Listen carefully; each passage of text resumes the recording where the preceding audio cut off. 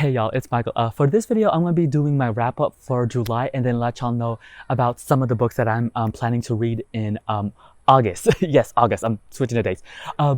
You're going to see me move around because I can already tell this. I can already tell this sun is setting fast. So yeah, let's go. Yellow Face by R.F. Kuang. I have a lot to say about this book and it is wild. The reason I picked up this book is because it is one of those really buzzworthy novel right now, and I just wanted to check it out. So this story involves June, and we're following her. She's an okay author. Her first book didn't do as well as she would have wanted it. She has this friendship with a super popular author, Athena, who is Asian, and that's important because June is white. Again, that's important. These two are friends through college and whatnot, and then an incident happened with a pancake where Athena basically chokes and dies, and June steals the manuscript of the story that Athena was planning to write.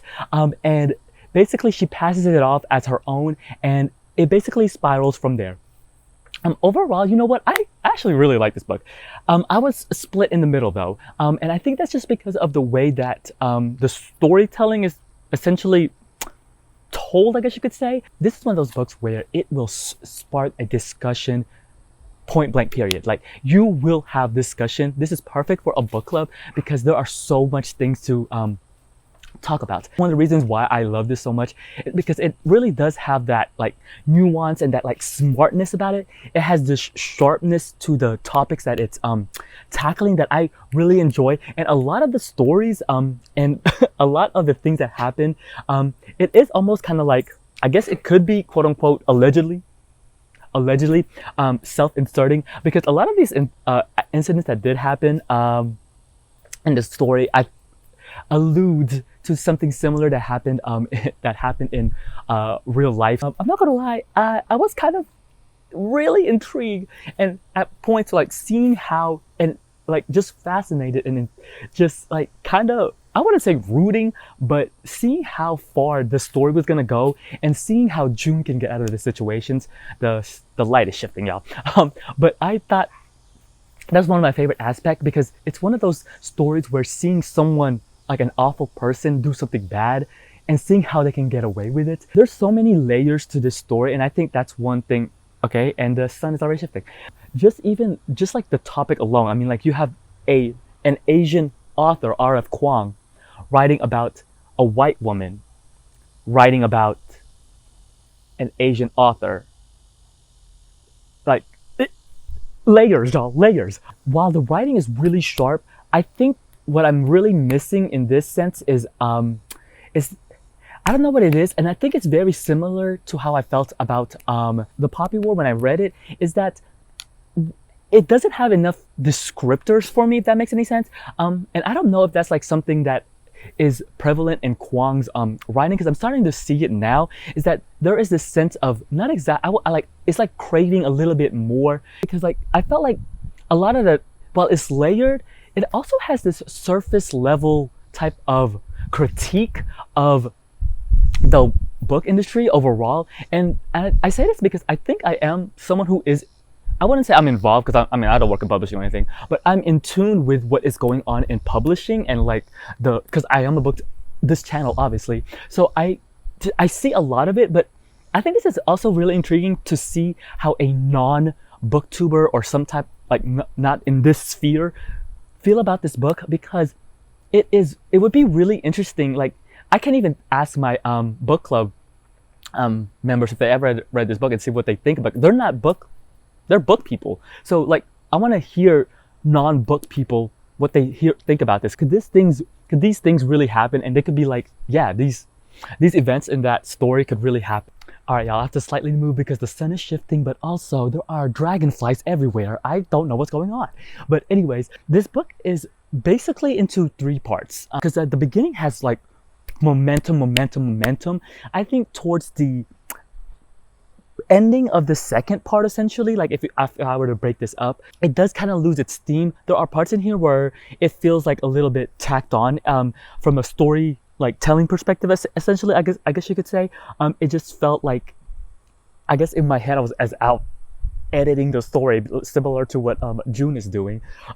where if it was a little cut off a little bit, I think it would have added a little bit more like urgency, like like keep it going. I think the ending was so intriguing, and I really like that because it really does have some sort of, I don't know if the catharsis is the right word, but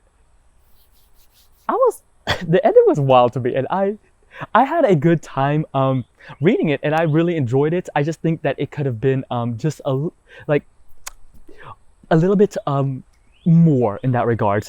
It's really hard to explain because in regards to like how I feel about these books, I know exactly when I feel it what makes like a 4-star book versus like a 3-star, and like what makes a 4-star. Because in the Goodreads rating, this is like a little bit of a tangent, like a little bit of a off way, is that 3 stars means I like it, 4 stars means I really like it, 5 stars is I love it, and for this I really liked it, so I ended up giving it 3 stars. I enjoyed it. I enjoyed reading the time, and it was like a fast-paced thriller almost, but yeah, I like this.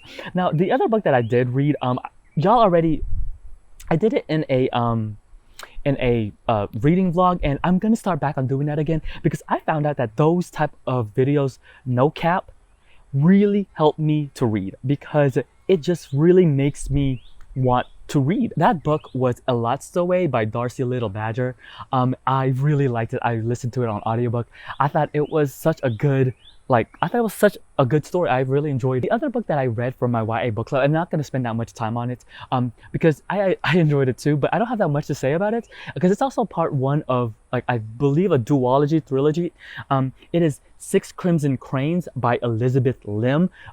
This was actually pretty good. This is the story of the myth about a princess whose brothers turned into 6 cranes at night because of a spell due to their evil stepmother, and she basically has to find a way to get it to bring them back and restore peace to the kingdom. Overall, you know what, I liked it. I think this is missing a lot of what I enjoy about fantasy, especially in the young adult genre, is that it doesn't have the descriptors that I love about these type of novels, where I want it to be rich, lush writing, like describing everything for me, because I crave those in this type of storytelling, and I kind of wish that this story did that writing wise in that regard. But I enjoy like the actual beat by beat plot, and I like that aspect. I just wish there was more writing, like more luscious, like this is the perfect time for like overly type of writing. I kind of wish that this story had more of that, but overall I did enjoy it.